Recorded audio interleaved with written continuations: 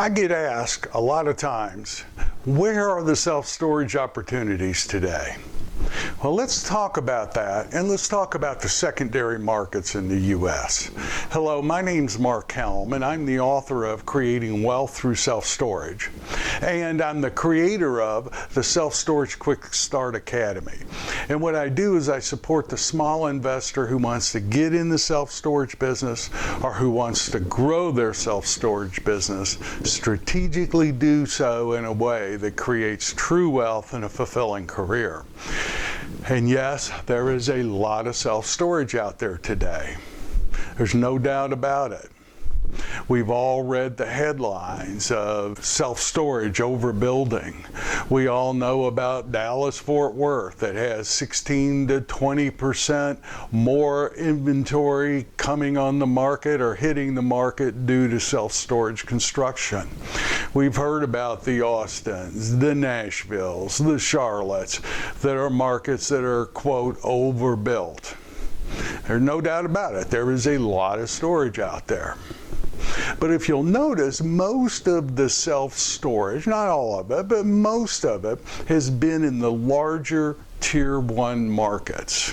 The REITs have really been driving a lot of the self-storage growth we've seen over the past 3 to 4 years.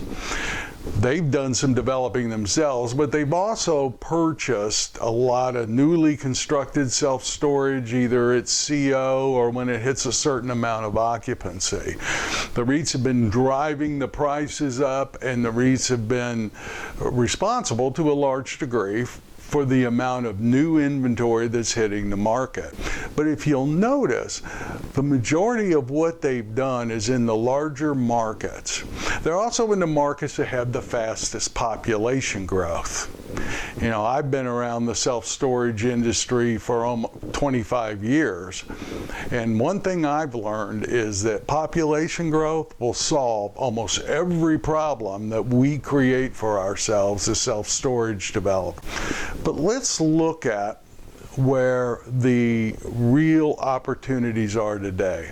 Here's what people who are in the self-storage business and buying self-storage and expanding self-storage know, is that the real opportunities today are in the secondary markets. They're in the Tier 2, Tier 3 markets. Now, our portfolio, for example, which I think is somewhat typical of the industry, 86% of our customers live within 3.2 miles of our facilities. Self-storage is a very sub-market product. Yes, it's important and it's relative to a sub-market, what's going on in the larger market area, but what's critical is what's going on in that sub-market. What is the population? Is the population growing? What is the median income in that sub-market? We're even looking now at what is the educational level in that sub-market. Why? Well, because the jobs of the future are in tech and high service jobs, which require college educations. So for the income we're looking for in a sub-market, now and especially in the future, it's going to require an educated population. And here's the thing, you don't have to go to Chicago, you don't have to go to Atlanta or LA to find sub-markets that are healthy for self-storage. There is a lot of sub-markets in these secondary cities, these Tier 2, Tier 3 cities that have sub-markets that are perfect for more self-storage. That's where I think the opportunities in the next few years for self-storage are. Because of the high yields that self-storage generates, cap rates have been very low, especially in the larger cities.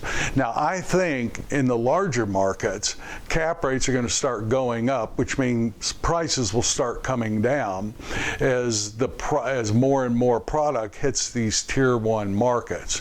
So far, as of this recording, which is third quarter 2019, I haven't seen the cap rate pressure releasing, allowing cap rates to go up and prices to come down. I haven't seen that in the tier 1 markets yet, but I bet within the next 12 months we'll start seeing that.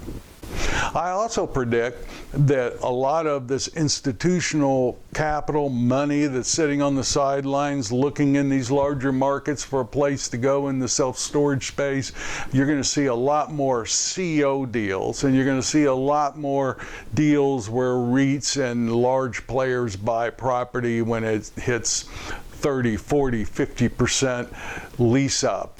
But all this bodes well for many of the secondary markets, for many of the tier 2, tier 3 markets.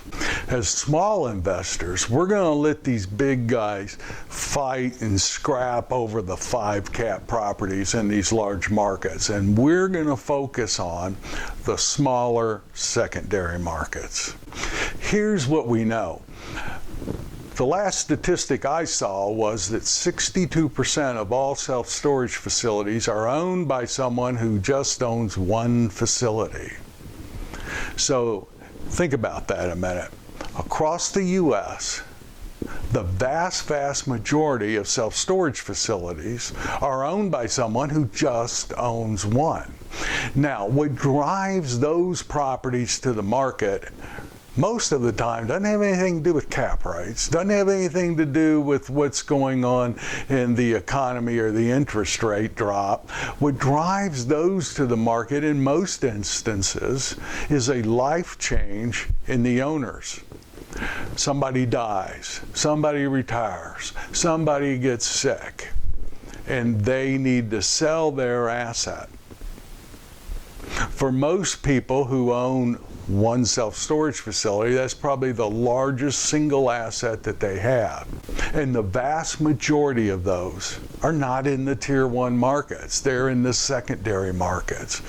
Now, when we can find those properties that especially have expansion opportunities, and they hit the market, those are ripe for small investors like us. We can find them, fix them, expand them, bring them up to today's self-storage standards. What we find is that most of these mom and pop type facilities, those owners got very comfortable with their cash flow years ago, and they haven't done much to follow the trends in self-storage today. And we can take a smaller facility and reposition it, and especially if we can expand it in a secondary market, we feel that's where the opportunities are.